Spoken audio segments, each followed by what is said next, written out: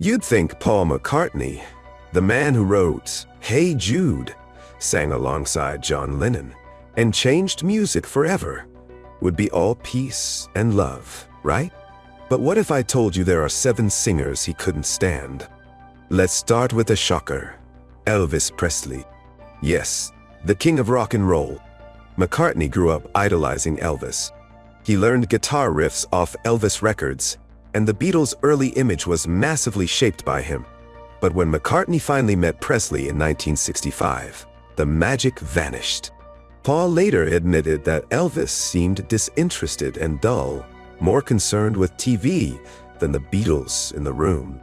Even worse, Elvis later turned in the Beatles to the FBI, claiming their anti-war stance was damaging America. McCartney never forgave that. He said, Elvis went from rebel to establishment puppet. The admiration became disappointment, then low-key disgust. Jim Morrison of The Doors. Morrison was everything McCartney wasn't. Dark, drug-fueled, provocative. While Lennon had a soft spot for Morrison's poetic chaos, Paul couldn't hide his distaste. During the late 60s, Morrison's style clashed directly with McCartney's upbeat melodies and studio perfectionism. Paul once scoffed at Morrison's self-indulgent noise during a studio conversation, and he wasn't shy about calling the Doors' music theatrical nonsense. According to studio engineers at Abbey Road, McCartney once mimicked Morrison's moans during a session, making fun of how he groaned his way through lyrics. That's not just artistic disagreement, that's full-on shade. Third, Johnny Rotten of the Sex Pistols. When punk exploded in the mid-70s, Johnny Rotten, aka John Lydon, became the face of anti-Beatles rebellion. He called the Beatles the safe choice and labeled McCartney a sellout to the system. Paul, at first, laughed it off. But when Rotten kept the insults going, McCartney fired back, quietly but sharply. In interviews, Paul dismissed punk as angry shouting, clearly referencing Rotten without naming him. But insiders said McCartney couldn't stand the Pistols, especially Rotten's sneering tone, an attack on everything the Beatles stood for. Rotten would later admit he loved Lennon, but hated Paul's smug grin. McCartney never publicly replied, but he made sure the feud stayed cold and distant. And then there's Frank Zappa. You might think 2 avant-garde minds could find common ground, but Zappa hated the Beatles' experimental work, calling Sgt. Pepper's a hyped-up barbershop quartet. McCartney didn't forget that. He viewed Zappa as arrogant and once dismissed his music as needlessly complex. Zappa took things further, saying the Beatles got too much credit for innovations that came from the underground scene. McCartney felt attacked, and though he never launched a counter-offensive, he made it his disdain clear in how he never acknowledged Zappa in his later retrospectives, despite praising almost every other musical peer. At this point, the trend is clear. Paul McCartney hated pretentiousness, posturing, or anything that threatened his melodic philosophy. But it didn't stop with legends and punks. It got deeply personal too. Yes, they laughed together in interviews. Yes, they played on each other's records. But behind the smiles was a bitter competition. McCartney always believed the Stones were chasing the Beatles, and when Jagger called Sgt. Pepper's a bit of a mess, Paul didn't take it lightly. In private, Paul called the Stones a blues cover band, pretending to be deep. The rivalry heated up in the 70s when Paul mocked Jagger's stage strutting as dancing like a rooster on heat. Jagger, in turn, claimed McCartney's post-Beatles work was granny music. The 2 icons have since traded barbs for decades. Even recently, Paul called the Stones a great little band, clearly downplaying their legacy. And Jagger clapped back, mocking McCartney's need to tour endlessly. He's gotta keep going to keep the brand alive. Their passive-aggressive war has lasted over 50 years. It's not open warfare, but it's definitely not love. PhilCollins.go. This one's more personal than musical. In the early 2000s, Collins met McCartney at a charity event and brought a Beatles book for him to sign. McCartney apparently mocked him, saying, "Oh, little Phil's brought his book, has he?" Phil never got over it. He said McCartney acted like a condescending little bighard and that the whole experience shattered his admiration. Paul never publicly addressed the accusation, but people close to him said he was surprised Phil took it so personally. Behind the scenes, though, McCartney made it clear he never rated Collins' drumming or singing. He once called Genesis a band with no soul, and later said of Phil's solo career, "Too many drum machines, not enough emotion." The hostility wasn't loud, but it was sharp. Then there's Yoko Ono.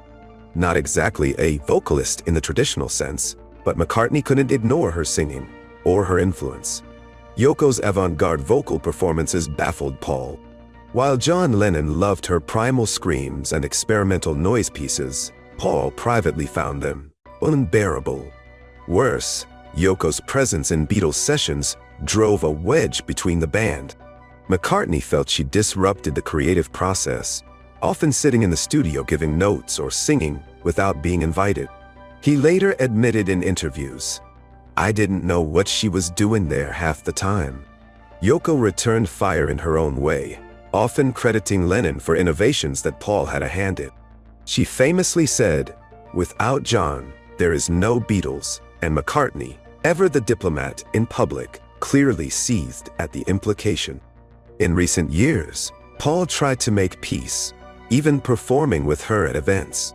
But the truth is, he never respected her voice, and her musical presence remains a sore spot in Beatles history. But if you think Paul's biggest musical grudge is behind us, think again. All roads lead here. The most shocking inclusion on this list, Michael Jackson. Yes, Paul McCartney and Michael Jackson made music history together.